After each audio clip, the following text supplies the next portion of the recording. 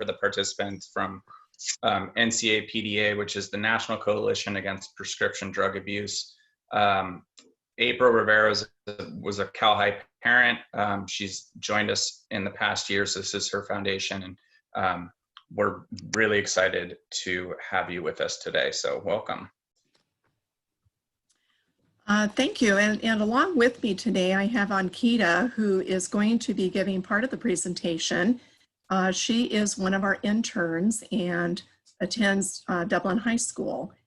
Nick is with us also, and Nick is one of the members of our public speaking organization, our group that basically goes out and provides education, sometimes providing the entire presentation, otherwise participating in it as Nick is doing today. So he's part of our Speakers Bureau. So I'm going to start by sharing my screen and sharing the PowerPoint presentation we normally provide in the classroom environment. And so let me go over to the slideshow and from the beginning. So I'm assuming everybody can see this. So in starting this, I want to just say that I'm not here today to tell you that prescription drugs are horrible, they're bad, and we should never use them. That's quite the opposite. They literally can save lives. And that being said, there's a really positive side to prescription drugs when used correctly, but there can also be quite a very dangerous problem with them if we don't do that, if we use them recreationally, if we use too many of them, if we mix them incorrectly with other drugs. So that's what we're going to be talking about today. There is an epidemic of prescription drug abuse and misuse in our country, and unfortunately, I and my family suffered a horrible outcome as a result of our son Joey going down a path where he used prescription meds that he'd been prescribed along with alcohol while he was out with his friends. This is my son Joey, and you'll notice up in the top right, the photo there showing that he's, you know, basically a football player. This was at Cal High.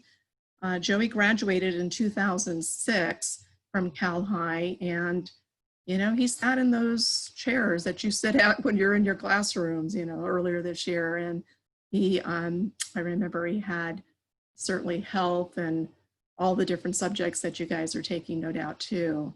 And so I will tell you that the loss of our son, and he did pass away as a senior attending Arizona State University, has just been a life-changing event for our family. It's been devastating. It is something that we continue to deal with every single day. You know, you don't lose a son and a brother and a cousin and other, you know, a friend even, and not have it be impactful. And it's something that will be that for the rest of our lives. So I want to go to the next slide, which is going to be actually a video, if we can get it to move. And of course, I'm having my first technical issue. Okay, so I'm going to play this short video that will share more about what happened to Joey.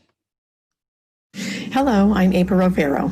I would like to introduce you to my son, Joseph John Rovero III, fondly known as Joey. Joey was born on March 9th, 1988, into a family that simply couldn't wait for him to arrive. Despite the 14-year age difference between Joey and his older brother, the two grew very close during the years, and his dad and I simply adored him from the moment he was born. Joey loved sports right from the start, and he was highly competitive. While soccer was his primary sport through 7th grade, football became his passion, and he was a starter throughout his high school football career. Our family loves the outdoors, and Joey's dad and I have great memories of the vacations we took with Joey in Alaska, the Canadian Rockies, and various other national parks. Joey was a good student, and I would say his favorite subjects were history and English. He was extremely creative, and we were constantly amazed by the creative art, video, and writing projects he shared with us. Joey was an extremely popular young man. He had such an engaging personality, and he lit up every room he entered. Joey loved to laugh, and he was known for his jokes, daring spirit, and huge hugs. He was also non-judgmental and caring, and many considered him their best friend. Joey began attending Arizona State University the fall after high school graduation. He had no problem adapting to college life. He joined a fraternity and had tons of new friends by the end of his first semester. Joey was looking forward to graduation and starting a new career in just 5 months when tragedy struck. On December 18th, 2009, Joey died from an accidental overdose of prescribed medications he had mixed with alcohol during a college party. Instead of returning home for Christmas, Joey arrived from Arizona in a casket. We buried him the day after Christmas, with hundreds of his family and friends mourning his loss. The death of our beautiful son has completely shattered the lives of everyone who knew him. Knowing Joey's death was completely avoidable has made it that much harder for us to deal with.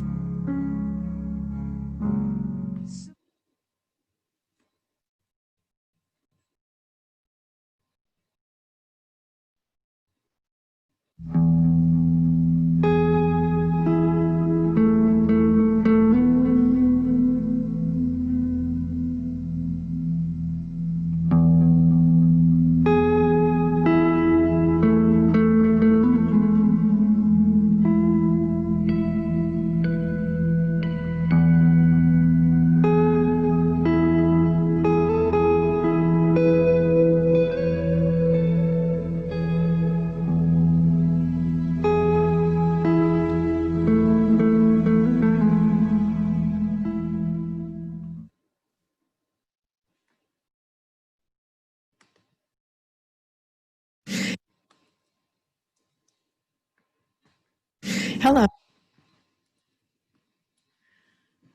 So the word impact, as we put together this educational presentation, just always comes back to me as just really profound. And, you know, what I've taken away from what happened to Joey is so many things. You know, one of them, of course, is the educational process that I've gone through, you know, trying to learn as much as I could about prescription drugs, because back in that time frame while Joey was in high school and, you know, in college, I really had no idea that these drugs could be used recreational, the ones we're going to talk about anyway that are narcotics. But I just also didn't have any idea how dangerous they could be. Joey died from basically a single pill of oxycodone. I would say a pill and a half of oxycodone, which is a painkiller, a pretty strong painkiller, along with the pill of Xanax. And he had been drinking the night that he passed away with his friends, but his alcohol level was really just above the level that you should be driving with. So, you know, he was legally drunk, but not drop dead drunk by any means.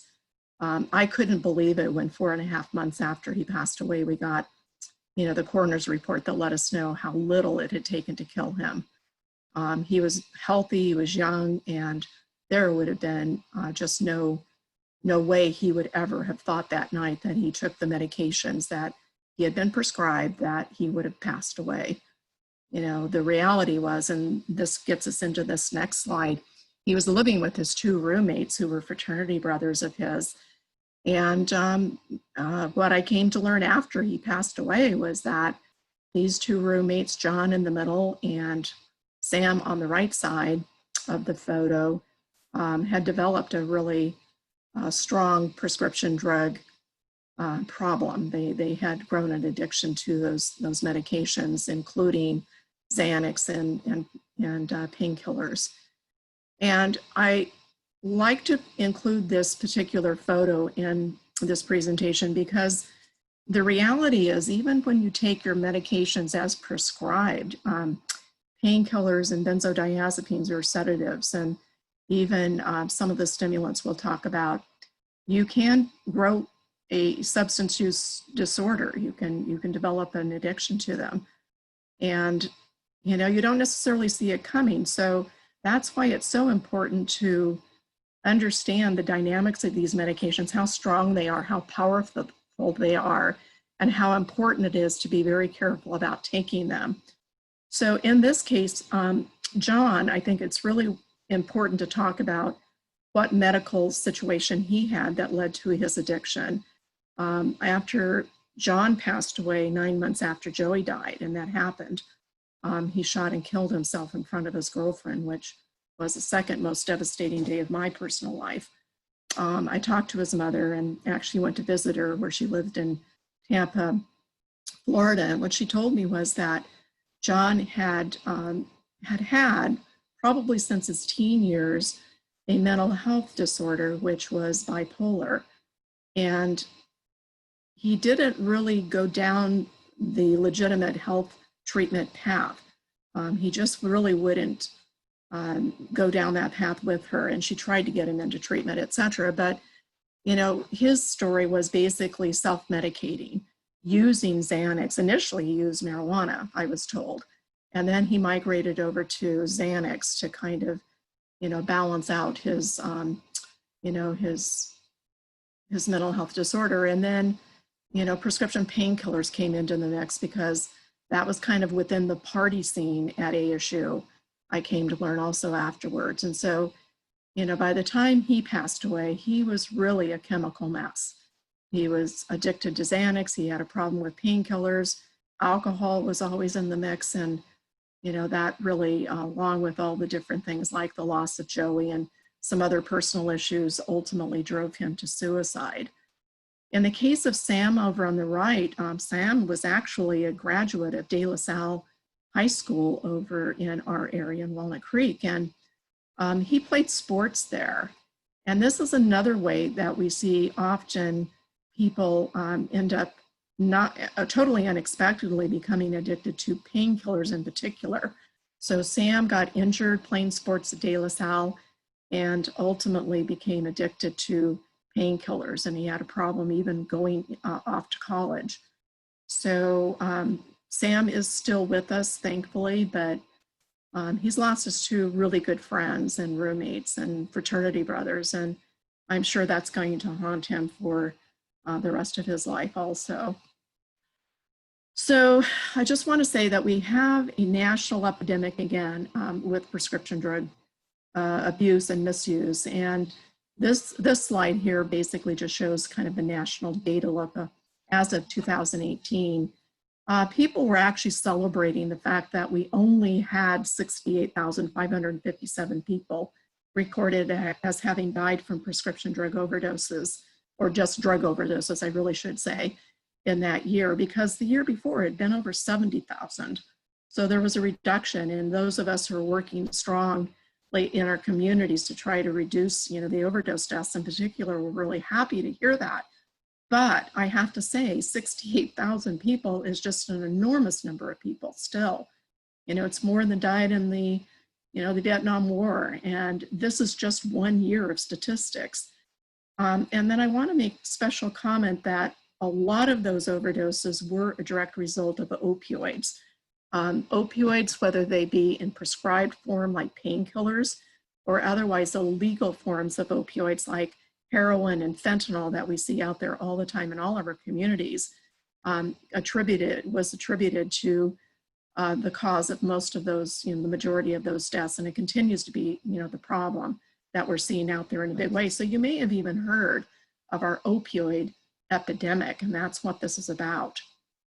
And then as you can see, the highest rate of non-medical use, meaning the abuse or recreational use of these medications, is between young adults ages 18 to 25. All of you have probably heard, you know, over time about, you know, kind of the high profile stars, you know, whether they're musicians or they're actors or whatever, dying. And, you know, they happen often. We're seeing, you know, we still see them. This doesn't even reflect the most current of them. But I will tell you that, you know, the problem is here. It's not just it's happening to the rich people or, you know, people that, you know, you have to wonder how in the world it would happen to because they have everything in the world going for them, right? But here is a look at our own San Ramon Valley and the overdose deaths that we've seen here between the dates, the years 2010 and 18. Now, each one of these represents a family like mine that is left devastated, you know, whether it's a parent or a child. It really doesn't matter. A precious member of our local families have been affected 29 times minimally. And then the second note that I want to share with you is this does not include at least 14 other young adults who died outside of our Contra Costa County. So they don't even get included in the statistics. So add 14 people minimally to, the 29 that you see here. And that is what the real impact is. Young people leaving our area, going off to college or, to live their more adult lives, and they just aren't making it. So it's just so imperative that education start young. I mean, you guys are in high school, and that's important for you to get this information, but I want to make sure that, younger people, even in middle school, really understand this, because sometimes, because it's not uncommon for people to start abusing substances between the ages of 12 and 14, middle school years, by the time they get to high school, it's too late. They're already abusing things and they get themselves into big trouble. By then they could actually have, an addiction forming or, in pretty, solid shape. So here's the face of what we're seeing. I have about 700 photos now from people around the country that have shared their loved one with me and asked me to use their photo to help get the word out about, what's happening in this world of prescription drug, abuse, and especially heroin abuse and illegal opioids. So every one of these, again, is a story. Two of the people on this, and normally in the classroom, I would point to the people that I'm speaking of right now, but two of these are San Ramon Valley. They went to San Ramon Valley high schools, one Monte Vista High and another one San Ramon Valley High. And, I have two sets of brothers here. Now I know of families in our country that have lost three kids in their family, or say a parent and a child. So it's just really devastating. So it's personal to me, and it should be personal to you because it's impacting us right here in our own backyard. So then looking at the community impact in general, again, we've already talked about, the overdose deaths, but where you have drug usage and, people desperate to find stuff to sell that they can use to buy the drugs that they're addicted to, you see crime levels. So I bet there's several of you, in the classroom here that have been impacted maybe with a car break-in or maybe even a home burglary. I can certainly raise my hand in both of those cases. The home burglary happened many, many years ago down in Southern California where I lived, but my car's been broken into. I've had multiple cars broken into, in fact, despite my best efforts, So we need to be mindful that even if you don't have someone in your family that has a drug problem or, whatever, you can still be impacted either, with crime levels like this or otherwise with drug driving and the injuries that can happen to any of us just driving around town, and ending up in an accident with somebody that is under the influence of drugs or alcohol of any sort. We also have a number of families in our community, I knew many of them, who are struggling with addiction, the substance use disorder. That can be alcohol, it can be tobacco, it can be virtually anything, but it can absolutely be from prescription drugs. And then of course, the financial cost to our nation is just astronomical, trying to deal with the legal aspects, et cetera, of, the problem and treatment. We also need to be aware that there are legal risks, to using these drugs and, using them inappropriately. If you do end up, involved in a crime that's related to your drug usage, then, you may be caught with pills that you don't have a prescription for. You can see the potential legal risk there. If you're furnishing or selling your medications to somebody else, say you have painkillers that one of your friends, wants to get from you because maybe they want to try it or maybe they're already hooked on painkillers. That's not something you want to do. There's a legal potential risk there, especially if something happens to them and they trace that drug back to you. And of course, driving under the influence of prescription drugs or any kind of drugs is no different than driving under the influence of alcohol. And you can see what the potential legal risk is there. Additionally, we can have personal risks. So those that use drugs often are sharing needles, they're sharing paraphernalia of whatever sort. Maybe it's just a straw they're using to snort a drug or whatever. And anytime you're coming into contact with bodily fluids or, bits and particles of, somebody else's body, you're going to potentially have one of these health issues develop, HIV and AIDS, are absolutely out there. So is hepatitis B and C. And then of course, you're certainly at risk the more you use in developing a substance use disorder, also known as addiction. So who can develop a substance use disorder? Pretty much anybody. It can be good students that, you know, you get injured, you take your medications as prescribed or not, or maybe you take them longer than you should and you become dependent and potentially addicted to them. It can be athletes, especially who have a sports injury, or otherwise maybe just want to get an edge on the field and maybe they're taking a stimulant to give them extra energy or whatever. It can be certainly, as I discussed with you about John, it could be those with mental health disorders or issues, and maybe you don't even realize that you've got one. You know, maybe it's just you're not always feeling, you know, okay, you're feeling anxious or depressed or whatever. You know, self-medicating happens instead of asking for help, which we all should do if we have that kind of an issue going on. Parents can certainly become addicted. I know lots of parents that have become had addiction problems, and instead of the young person in the family, you know, having to cope and deal with, you know, their own substance use disorder, it's them trying to deal with a parent that's not parenting them properly. It can be grandparents, it can be anybody, really. There is no boundary at all as far as substance use disorder and who it can impact. I'd want to share too that these are really some key risk factors that we need to all be aware of. So if you have a family history of addiction, and that would be to anything, it could be tobacco, alcohol, or whatever, you yourself, the closer that family member is to you genetically, you're at higher risk for developing a substance use disorder, especially if you start really young. You start in middle school or high school, you're more likely going to develop, you know, a problem down path, and that would be because your brain is still under development. Our human brain isn't completely, you know, mature until we're about 25 years old. So as we're introducing these different chemicals from any of these drugs, you know, it can have a devastating impact on our brain development. And that can also result in a substance use disorder. We've already talked about mental health disorders and even childhood traumas and learning disabilities. You know, the self-medication element comes into play with all three of those, you know, trying to deal with whatever trauma or learning disability and you know, feelings of inadequacy or feelings of, you know, just not fitting in or whatever can be a problem.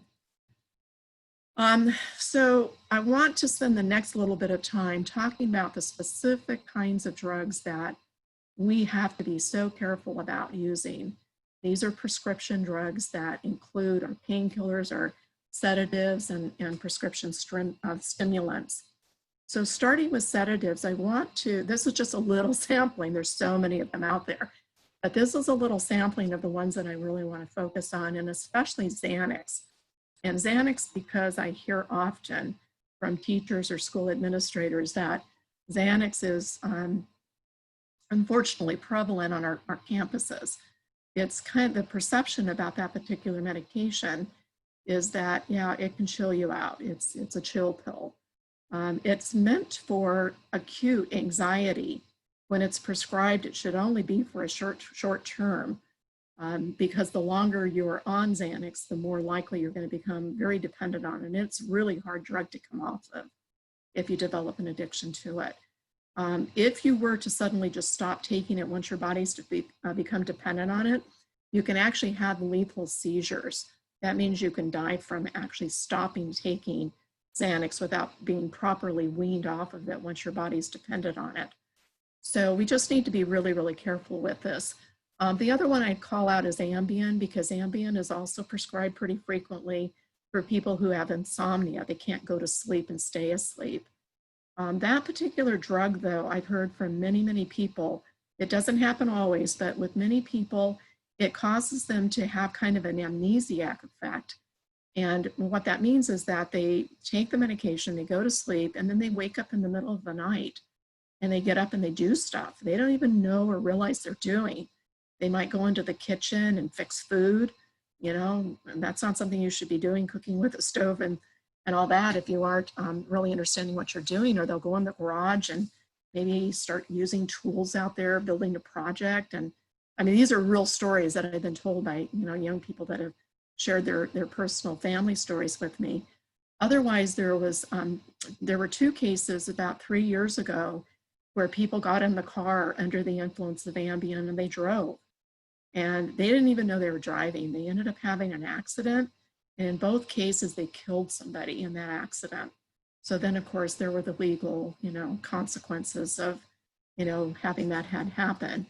You know, despite the fact they were taking their Ambien as prescribed, you know, it still happened, and there were consequences for that. So anyway, sedatives are very, very strong medications. They are addictive, and I just want to make sure that we all understand we should avoid these unless we have an absolute medical need for them. In the case of stimulants, like in the case of sedatives, they calm our bodies down. And I should have mentioned also that they can slow your breathing down, and that's one of the real critical elements of sedatives. But in the case of stimulants, they have the opposite effect. So, and before I move on to share more about this, I want to make sure that you know that if you happen to be taking Adderall or Ritalin because you have been diagnosed as having ADHD, these are not the effects that you would expect to have. These effects would be for those who are abusing the medication. They don't have a legitimate prescription for it, or they've been misdiagnosed because they presented symptoms just to get the drug. That can happen sometimes. It would be for somebody that really does not have ADHD and has no medical purpose for this medication. And so there are times when people take these drugs to stay awake to study. And that could be even good students. They want to keep their A game going, you know. It can be athletic, those that are involved in athletics that, you know, want to take these drugs because they think it'll give them an edge on the playing field, as I kind of mentioned before. But as you can see, there are some real serious potential effects from stimulants and abusing them also. One that isn't shown here that really is probably worth noting is that sometimes when you take enough of this medication and you're drinking alcohol at the same time, you may not feel the effects of alcohol because this stuff is ramping everything up in your body, where the alcohol, you know, is a downer, let's just say, but you're not feeling the down, effects of alcohol. So you drink more than you should, and your body is still being poisoned by that alcohol the more you drink, but you don't realize it. So you could have an adverse effect from the alcohol because of the Adderall or Ritalin or the other stimulants, hiding the actual impact of that alcohol. Cough medicine is another medication that you can either get over the counter or you can get as a prescription. So the over-the-counter cough medicine has alcohol in it. And the alcohol, of course, like alcohol does, you can get high from it. You can also become addicted to it. And so it is way more than just, you know, this kind of perceived no problem kind of way to get high. There are a whole lot of different effects. In fact, this is a short list of effects. I actually do know parents that have lost their children from an overdose after becoming addicted to cough medicine. In terms of the stuff that you would get prescribed to, it actually has codeine in it.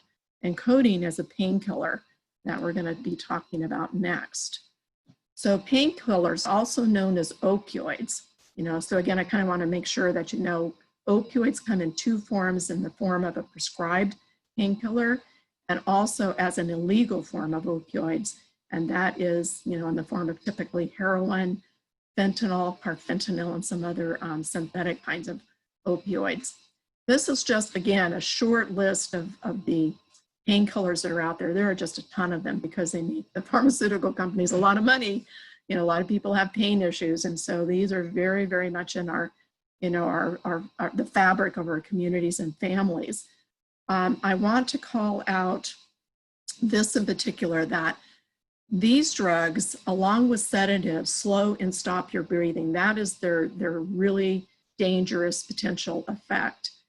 And like Joey, if you combine a painkiller with a sedative, even if it's not a huge amount of either of those 2 drugs, and if you add alcohol, even if it's just painkillers and alcohol, or sedatives and alcohol, or all 3 of them, or painkillers and sedatives. Well, any kind of combination mix, there's a multiplier effect, and each of them would have slowed your breathing down a little bit, but in combination, they can slow it down to the point it stops. And that's exactly what happened to Joey. You know, you go to sleep, you think, you know, I mean, you're just assuming you're going to wake up, and you just don't. It slows your breathing down, it stops it, and you don't wake up. And so these drugs in particular are the most dangerous. Any form of opioid, whether it's a painkiller that's prescribed to you or one that you get off the street from a dealer or a friend, all of them have the same kind of effect, that they can slow and stop your breathing. Those synthetic opioids, so the illegal form of them, fentanyl is on the rise in terms of its availability. It's in our communities. If you were to talk to any police officer who is out on the street helping, you know, take care of our neighborhoods, they will tell you fentanyl is here in our own backyards. San Ramon, Danville, you know, Alamo, and beyond. The reality is fentanyl is so powerful that if you look at the little penny, you know, in the powder form that this comes in, and you can see just a few specks of this fentanyl noted there, that's enough to kill you. It doesn't take much at all. It's 50 to 100 times more potent than morphine, so meaning, you know, pretty much a prescribed painkiller. And it can come in multiple forms. It can be in powder form. And when it's in powder form, it can be sprinkled into pretty much any substance that you would get off the street, like cocaine, like Molly, like methamphetamine, like heroin. It's showing up in pretty much everything. And in those communities where this stuff shows up, say a drug dealer puts together batches of this stuff and starts distributing it, we actually see cluster overdoses. Thankfully, we have not seen that in San Ramon Valley yet, but the most recent one that I'm aware of was down in Monterey County, where that happened. There were just a whole bunch of people over the course of about a week to 2 weeks that died, or otherwise they were saved, and we'll talk about how that could happen next. But it's so scary. They got to the point down in Monterey, they just basically said, don't even take a breath mint from a friend, because you know, it can show up in powder form and all these, it can be sprinkled into stuff. And we're hearing disturbing reports of it even showing up in marijuana that is purchased off the street, you know, just, you know, rather than a dispensary. But it also can come in a fake pill form. So the picture just above the penny shows you that. These pills can look like Norco, a painkiller. They can look like Xanax. They look so real often that even the, you know, law enforcement folks can't really tell the difference. So we certainly can't either. Anything that you would order online, on a pharmacy online, it is, unless you absolutely know that it's a legitimate pharmacy, there are a ton of illegitimate ones. And they're sending out fake pills that include fentanyl often. So it's a really dangerous thing to do. So thankfully, there is an antidote for opioid overdoses, because it does help save lives. And I'm going to just start by the little session that we're going to have that Ankita is going to present about, you know, how can we turn around an overdose? How can we save somebody who's overdosed from an opioid? And this is, I'm going to start that right here. So let me just get this little video going here.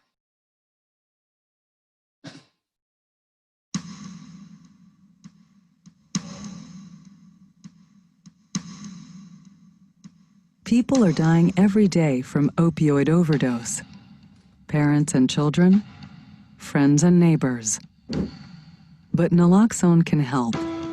Naloxone is a safe and effective rescue medication that reverses the effects of opioids and saves lives. To understand how naloxone can stop and reverse the effects of an opioid overdose, it's helpful to see how opioids work in the body. Opioids are agonists. This means they bind to and activate specific receptors in the body, including the brain, brainstem, and spinal cord. When these receptors are activated, people experience the effects produced by opioids, such as pain relief, euphoria, calmness, relaxation, and slowed breathing. taking too many opioids causes so many receptors to fill and activate that breathing may become dangerously slow and even stop.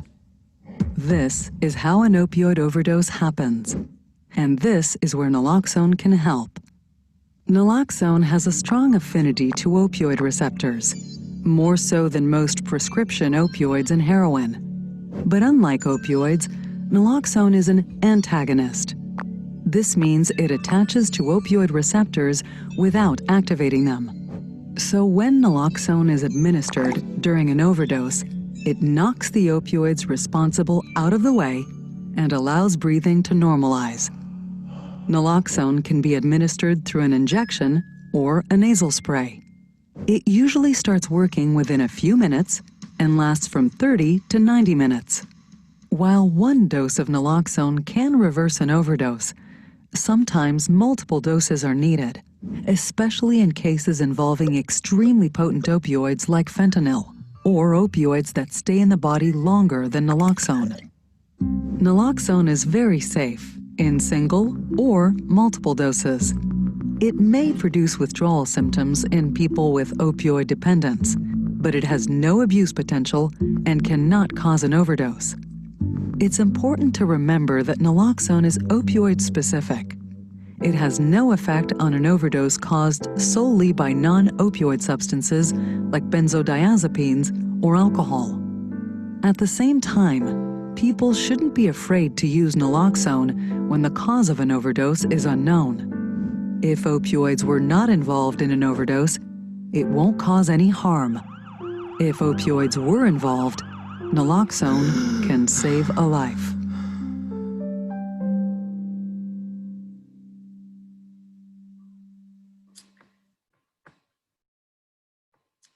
Okay, so Ankita, I'm going to move to the next slide, and let's see here. We'll go ahead and have you start our training on how to reverse an overdose. Hi everyone, I'm Ankita. I'm a sophomore at Dublin High School, and I interned for April in the NCAA PDA. So I'm going to be talking a little bit about naloxone. I think the video was a very good introduction to what it is. And like it said, it can be in the form of injection, which you can see in the picture in the middle, or it could be a nasal spray, and that's what Narcan is. So signs of an opioid overdose are loss of consciousness, a breathing or heartbeat that can be slow or stopped, fingernails or lips that can be blue or purplish or black, vomiting if they can't get up or unable to speak, their body is limp and their face can be pale or clammy, or maybe they have choking sounds, or they have a snore-like gurgle. So all of these are definitely signs of an opioid overdose, and in the next couple of slides, we'll be talking about how to kind of take care of that. So if you think that a person has overdosed on an opioid, call 911, and if you tell them as much information as you know, tell them the symptoms, if their breathing has slowed or stopped, and that they're unresponsive. And if you know what drugs they were using, tell the paramedics what those were, and try to give as much information about the location. So you guys may have heard about the Good Samaritan law, but that provides a limited immunity from low-level drug violations. So it basically says if you call 911, you have some immunity from the law. And where that can help you kind of save a life too.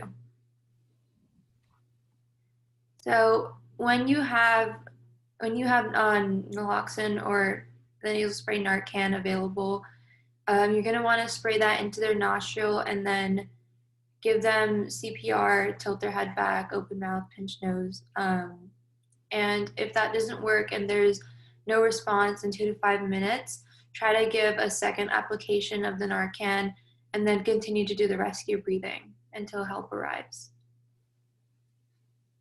There is a certain position that you usually want to keep someone in, which is their bent knee and arm and their hand supports head. And this is kind of a key position for them to help get their breathing back to normal. Some things that are really important to know is that, like the video said, naloxone can last for 30 to 90 minutes. So that means that they may overdose again after it's gone out of effect, depending on how much of the opioids are still in their system. If they can't walk and talk well after the overdose, take them to the ER. And after they wake up, they may be combative and they may want to use it again, but you have to kind of prevent them from doing that so they don't have a second overdose. And the person needs to be monitored for several hours at the ER or by friends or family after an overdose. And something that's really, really important about naloxone is that it can't hurt somebody if they're not overdosing. So when in doubt, use it, because even if the overdose wasn't from an opioid, it's not going to harm their body in any way. So anyone should really be carrying naloxone. It can be a person who has an active addiction in their family, someone who was recently released from a treatment facility, someone who was recently released from jail or prison with an opioid addiction, or someone who's taking high dosage opioids for pain problems. So that can be an athlete who just injured themselves or anyone else. Naloxone, you can get it from a doctor's prescription, from a pharmacy over the counter, recovery clinics, or needle exchange clinics, or www.naloxone free for all. That is going to be free and it would be mailed to you. I'm going to hand it back over to April right now.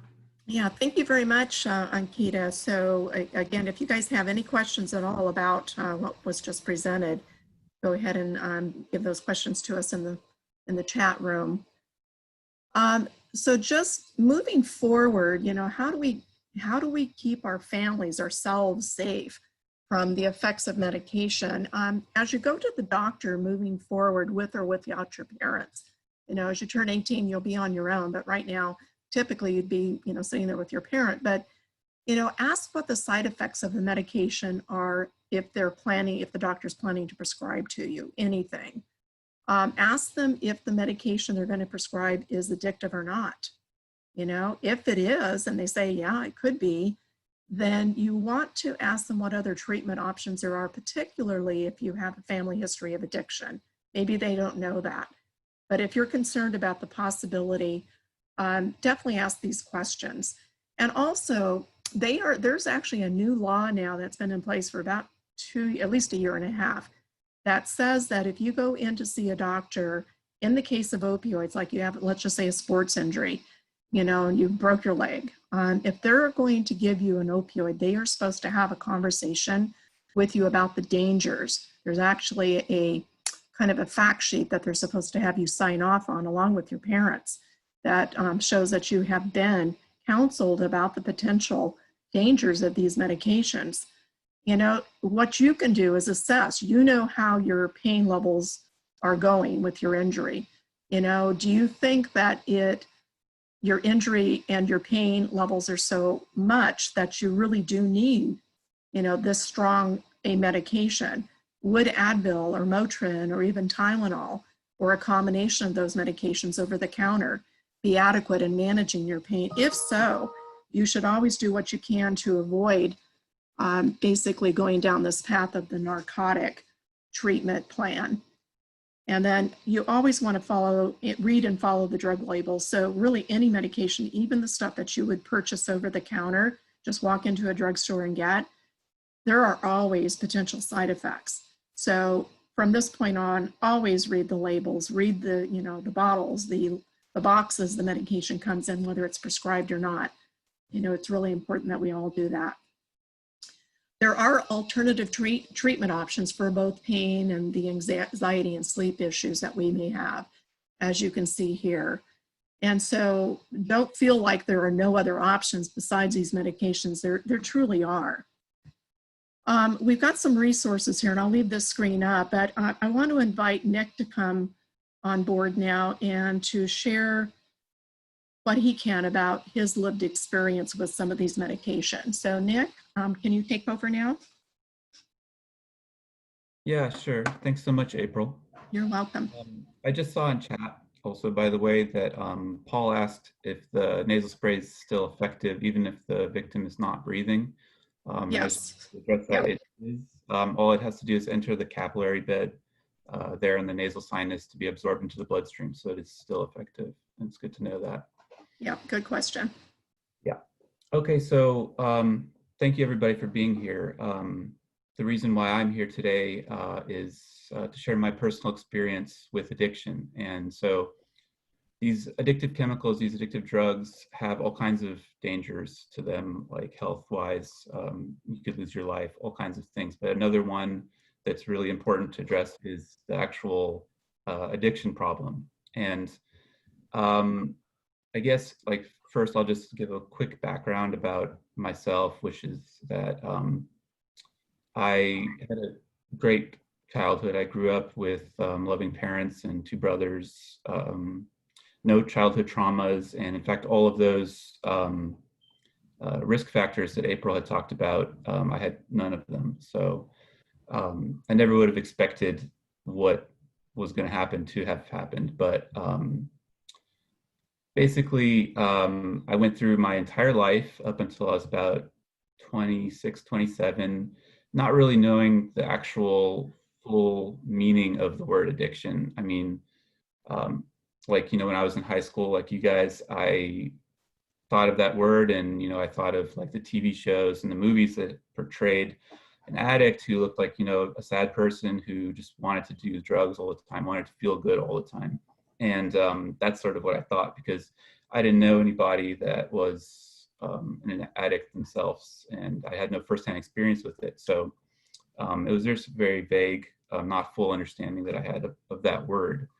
And so I don't know if anybody here has like a real grasp of the definition of addiction, but I was going to just let you guys know that it is defined as continue to take in a substance despite it causing negative consequences. So that would mean that someone is still compelled, like compulsively using, despite it's causing bad things to happen. Maybe it doesn't make them feel good anymore, or it's causing them to lose all their money or their job or their home, their friends, all these things that were, you know, very important before the addiction started. And so someone doesn't want to lose those things, especially if the drug is not making them feel good anymore. So it's important to understand that addiction is, which it's actually defined as a disease by the National Institute of Health. It's a disease of choice, where you lose your ability to choose what you're doing and lose the ability to choose how you behave. And it's hard to kind of like really fully grasp what that means, but hopefully I can share my story and you can get a little bit of a better sense of that. And so another thing I wanted to touch on is, like, why do addictive drugs make you feel good? You kind of just take it at face value that, yeah, there are things that make you feel euphoria or calm or get rid of your anxiety. And yeah, obviously those things feel good, but there's a second component to them that's not everybody, and especially myself, thinks about, which is that there's a reward system in the brain, and this causes, you know, this is what's behind our motivation to do most of the things in our lives to help us survive, like to eat. It provides a reward, a pleasure reward when you eat, breathe, you know, rest, get rest, talk with friends, socialize, family, experience love or beauty, all these things in our life that feel good naturally. There's a system in our brain that's like dedicated to making sure that happens. And what addictive chemicals do is they hijack that part of the brain and give you that reward just for taking in the substance. So all of a sudden, you're taking in a drug that is an addictive chemical, and you're getting that same, but probably much more intense feeling of satisfaction or reward that you would get for these normal things.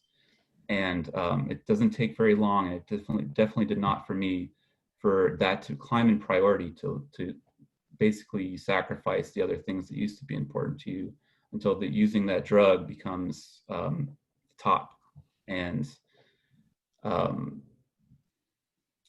yeah, so I'll get to my personal story now, just now that I've explained a little bit of background on addiction and what I've learned through my personal experience, which is, so I was 26, never heard of I'd never had anybody in my life that was an addict or really had a good grasp of what that word meant. And I was coming back from work. I worked at a hospital, and it was a rainy evening.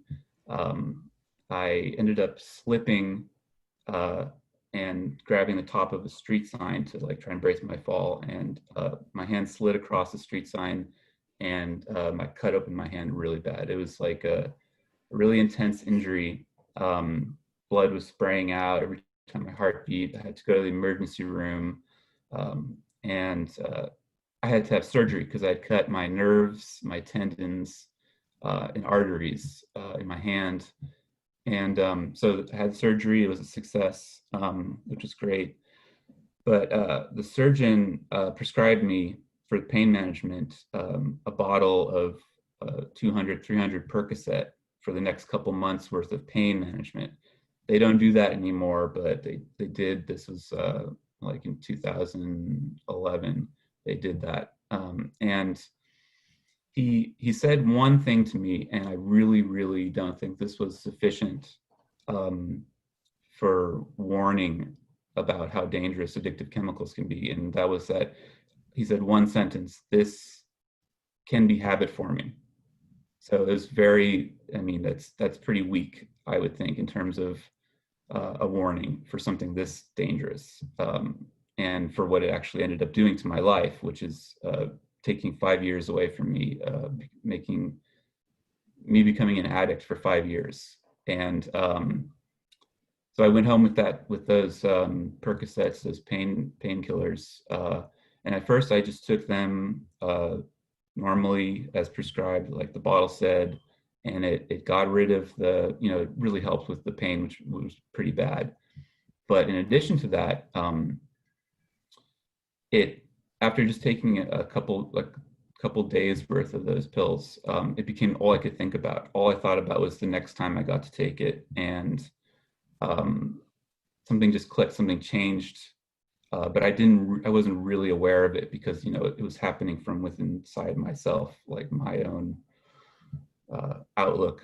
And all of a sudden I became obsessed with it. And it didn't take long for maybe like a week or two before I started taking a lot more than I should have been taking. And, didn't wait the full 4 to 6 hours to take the next dose.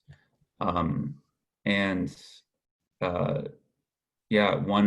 pill eventually turned into a really severe opioid addiction, which just escalated and escalated.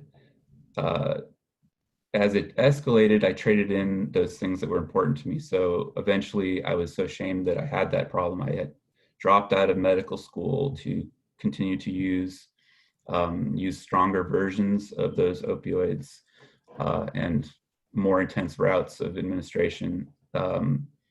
And my friends got worried, my family got worried. They were reaching out. They knew something was wrong. They didn't know exactly what, but I hid that from them. It was a secret. And to protect my addiction, I started to isolate myself, and I stopped answering phone calls from my friends and started to surround myself by other people that were using to make it feel like more normal and more like it was an okay thing to be doing, which it wasn't. And we just, we enabled ourselves, each other, to keep using. And like this Narcan thing, I've had to use it before. I've had to bring friends and my ex-girlfriend back to life from opioid overdoses. So it's a really amazing thing to have, and it's great to be aware of that, that's out there. So fast forward 5 years, I finally hit what I would call my rock bottom, and I was caught with a large amount of opiates, and I got arrested. So this happened, and I'm actually very grateful that it did, because it catalyzed my recovery. And I got the opportunity to get into recovery and treatment and get better. So another really important part of my story I wanted to emphasize is that if it does happen, it's not, there's light at the end of the tunnel, and you can get better. Because now I've been clean for about 2 years, like it'll be 2 years next month. And I really feel like I'm myself again, and I've been able to get my life back. So just knowing that that's possible, I think is really important, because hopefully it doesn't happen to anybody, but to know that if I had reached out earlier, asked for help earlier, you know, maybe I would have not had to lose so much time or had so many negative consequences from it. So if, you know, if for some reason, if somebody ever has to deal with this, ask for help early. And, you know, I know it's, for me, I was so ashamed of that I had lost control, that I didn't want to reach out, but that's just such an important thing to be able to ask for help. And if someone you know maybe has a problem, or you suspect there's a problem, talk to them, you know, initiate that conversation, because maybe they don't want to. And, you know, if there's nothing you personally can do, or sometimes it's very hard to convince someone to get help, tell someone else, tell family members, tell close friends. The more support they have, the more likely they would be probably to get into recovery and get better from that. So yeah, that's basically it. You know, I wish that if in high school I had someone come and share their personal story with me, so that I had a better understanding of that word and what it really meant to be addicted and what addiction really was. So just my hope is that you guys got something from that, and that now you have kind of you heard me, you know me, you have maybe more of a personal connection to it now, and it's more real, to be more vigilant about getting prescription medications, especially in normal contexts, like if you had surgery and you have pain, to really think about what the potential is for these drugs to do mentally and physically to you. So that's about it. And thank you guys for having me, and thank you, April. Well, thank you, Nick. And I just want to add on to that, like, you know, there will be occasions where we just don't have a choice. These medications, painkillers, are the most helpful when it comes to acute or really severe pain. Without them, we'd be in big trouble just dealing, you know, on a daily basis with pain levels that we have. And so I don't want to dissuade people from using them, but what I would say is that if you ever do absolutely need to be prescribed these medications, come off of them as quickly as you can. Even go so far as to give a family member or a friend, whoever you're surrounded by, responsibility for doling them out. Because like Nick, I mean, you know, once he had them and they're in his possession and he's, you know, already in their grasp per se, you know, there's no holding back. So just minimize. And that's true again for any of these medications. If you need them, just use them for the shortest time you possibly can, and you will hopefully be just fine. So yeah, I just wanted to say real quick, what you're saying is totally true. Like, what increases the chance of this addiction thing happening is exposure, so frequency. The more you're exposed, your body's exposed to it, the more chance you have of developing it, even if with no risk factors. And Paul actually asked the question, how I got opioids after my prescription ran out. Well, right after it ran out, I found that you could get them on the internet. So learning that kind of set me up for the slippery slope of getting worse and worse into my addiction. And I also eventually found other people that used, and through them, you know, found other ways to get them. Well, and I would just want to add on to what you just said about the internet. Once again, back, and we're talking probably, what, 7 years ago now, Nick, when you were getting them on the internet. Back then, you weren't seeing fentanyl as much as you are now in online prescription, you know, businesses per se. You know what I mean? So your risk was probably far less than it would be today if you were ordering opioids on the internet, wouldn't you say? Absolutely. And, you know, I've read those news stories about the people pill pressing fentanyl, fake Oxycontins and stuff to give to people, and just overdoses happening everywhere because of it's so difficult to actually mix it uniformly that you could get pill that has just 10,000 times the strength of one normal pill. So. Yeah.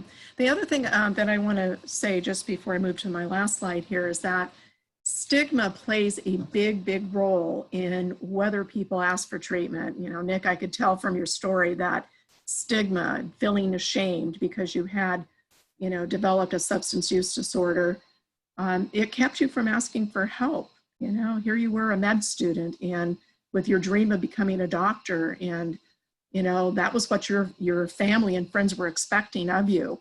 And to have to admit that you had an addiction that had set in had to be really, really difficult because of that stigma. So do you have any words of wisdom regarding stigma and how all of us can help knock that down? Well, I mean, it's hard for an individual to address the stigma thing because a lot of it comes from the media and how it's portrayed. I mean, you see all kinds of stories on the news about people with addiction problems and how it's messing their lives up, celebrities that have lost control and stuff like that. But you don't really see many positive stories like, oh, look, this person conquered their addiction. They're in recovery now and they're doing so well. And they actually went from being here in their addiction to doing so well that they're doing this now and they have a PhD and whatever. I think sharing more of those stories, like getting through it, and then the good things that happen afterwards, that it's possible to overcome, and those things I think are important to like, instead of, I mean, it's important to warn people and sort of scare people a little bit, but I think it's also just as important to show that it's, you know, it's not. It first of all doesn't mean that the person had a moral failing. It's not like this hedonistic person that's obsessed with feeling good. It's much more complicated than that. To be educated about that, and that, you know, it does cause you. I mean, it becomes your priority, so it can change your behavior. But it doesn't mean that an addict is a criminal or that an addict, you know, lies all the time. These like stigma of those negative attributes and losing control just in general is so it's just I felt so ashamed that I had lost control. Like I felt like it was my responsibility, myself, to make myself better, and I didn't want to admit myself even that I was out of control, that the drug was actually in control. So yeah. I think having people understand that it is a recognized brain, you know, it's a disease, the disease of addiction per se, helps, I think, understand that your brain's been hijacked in a sense. You know, these chemicals have hijacked it, and it's not because you're a bad person that you're acting as addicts do. You're robbing a pharmacy or this or that. You are compelled to do these things to support this habit. And it's something that you have to really struggle hard with to move away from, but it is possible, as you said. Okay, well, let me, we're running out of time here, so I want to move over to the next slide, which, yeah, once it sits here for a bit, it doesn't want to move, but let me try again.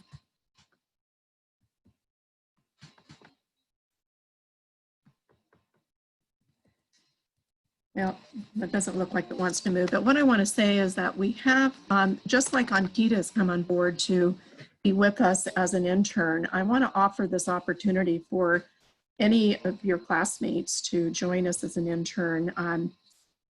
Here we go, finally. So these are ways that you can personally get involved. The internships, we'd like to have somebody commit to for a year. Ideally, we have people in freshman year come on board and stay with us all 4 years of high school. And, you know, because we have, I think we have 5 or 6 interns now, we come together just, you know, every 2 weeks on a conference call basis. We talk about the various projects that we have going on and develop new ones to work on that can be done either individually or collectively. And so, Ankita, is there anything else you'd want to share about being an intern, why you would suggest people consider doing this? Well, I think at least when you came to my school my freshman year, kind of helped me realize like kind of how big of a problem it really was, especially one on like a national scale, and then we're on a local level too. Mm-hmm. And already being an advocate for substance abuse disorders with tobacco and marijuana, this was also something that I was really interested in, and I wanted to be an intern to help, just to kind of help people and to kind of raise awareness about the issue.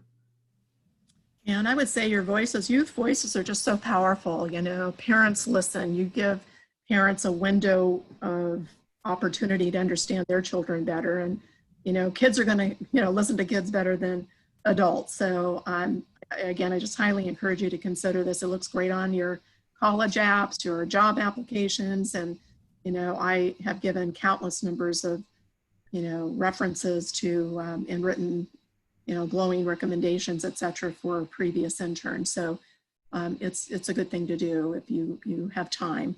And then I just also want to mention that we do have currently an art contest in the works. And so high school students from both Alameda and Contra Costa counties are encouraged to submit artwork that speaks to what is your natural high, what, you know, what makes you get up in the morning and want to, you know, enjoy your day, and, you know, what do you want to strive towards accomplishing, et cetera, your goals in life. So Paul, I think I provided you with a copy of the flyer, didn't I? Electronic copy? Yes, yes. Hey, I was going to mention that the students are asking some really good questions in the chat, so I'm hoping you guys can take a peek at some of those and maybe answer a few of those.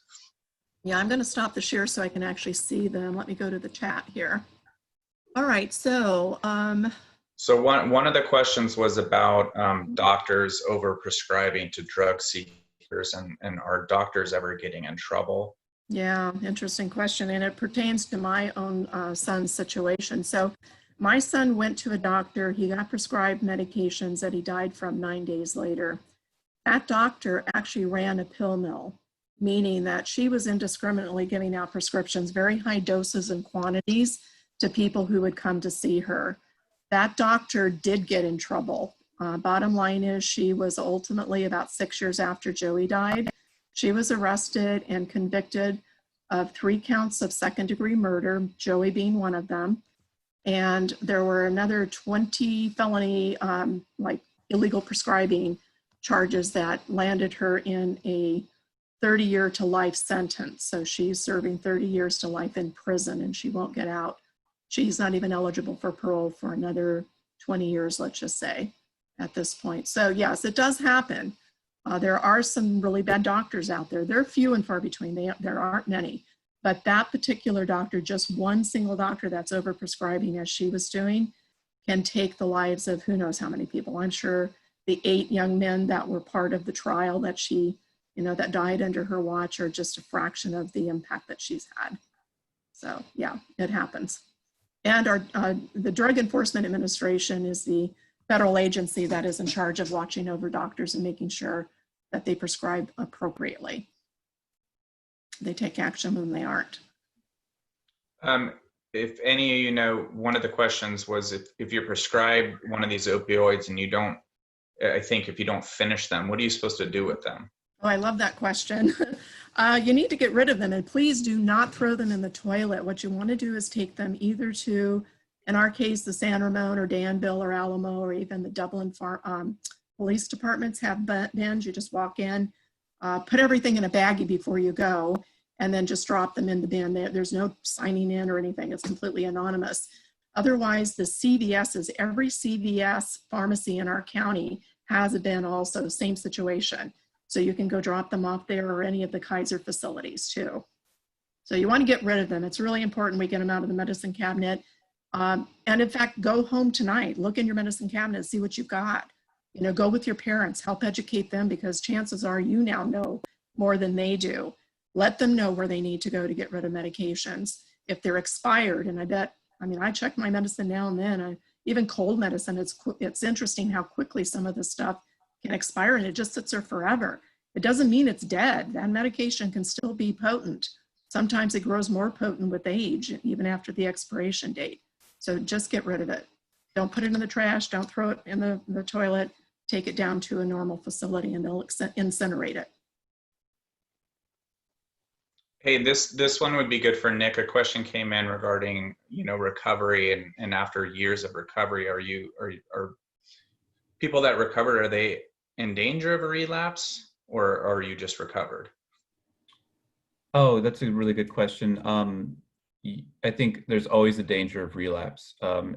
What people in recovery kind of say is that you're sort of in remission from your addiction once you get into recovery. So it's not gone. And cravings and stuff like that definitely get better, and there's less of them. But it hasn't happened to me, and hopefully it never does. But I've known people in recovery and heard stories about how it only took like one slip to like go back into a full-blown addiction. Mm-hmm. So it's constantly, it's a danger, but it's something that can be mitigated by choosing the right people to surround yourself with. And then for me, I always, like, this helps me a lot to be able to come and tell my story and sort of remember all the negative things that happened and how I sacrificed and traded in all these important things to me to use drugs, and keeping that fresh, just like that memory of how it wasn't all good, and actually most of it wasn't good, helps me to kind of stay strong in that recovery, and to help make sure that doesn't happen to me. Yeah, I want to just tag onto that just a little bit, and that would be that people who have had an addiction problem in the past also need to make sure their doctors know, and if you were to have surgery, Nick, what would you do for pain management? Because what if they gave you a prescription of, painkillers to deal with the after surgery pain? You probably would want to find another alternative at all. Yeah, I would probably try everything possible to not Mm-hmm. exposed to that chemical again. There are alternatives, and often there's just kind of this like, you feel entitled to painkillers usually, or I did when I had my surgery, but sometimes it's not necessary, and the pain doesn't last that long. There's things like breathing meditation, yoga, just there's other alternatives, and sometimes just ibuprofen or something over the counter that's not addictive is sufficient. So yeah, studies have actually shown that a combination of Tylenol and, say, Advil, ibuprofen and acetaminophen, can be just as potent and okay. The other thing I'd want to just give everybody a heads up, we haven't talked about the dentist and the inevitable fact that most of us will have our wisdom teeth removed. And often, at least in the past, it's like, here's your Vicodin, here's your Norco. They have prescribed painkillers for after oral surgery too. So be really mindful of that. Joey actually had all 4 of his removed oral surgery. He was prescribed Vicodin, but never took it. I gave him Advil instead. He was totally good. I recently had a tooth pulled, Advil, no problem. So we can get through even oral surgery like that without having these strong painkillers. And thankfully, our oral surgeon here that I used, and Joey did too, same doctor, has completely moved away from even prescribing opioids after oral surgery unless there's extenuating circumstances. But a really good thing to remember there too. Maybe we'll answer this last question, then we can wrap it up. We had a question, it's how do you know when you're addicted? Yeah, that's a great question. For me, I didn't realize it for quite a while. It kind of was just like, I thought I wanted to keep doing it. And there's an important distinction to make too between being addicted and physically dependent. So becoming physically dependent on a drug is like that you have a physical withdrawal to it. So you can become physically dependent to caffeine. If you stop drinking coffee, you can get those headaches. For opioids, it's pretty bad if you stop taking them. You might not be addicted psychologically, but you can stop taking them and basically feel like you have the worst flu of your life. The withdrawals are pretty bad.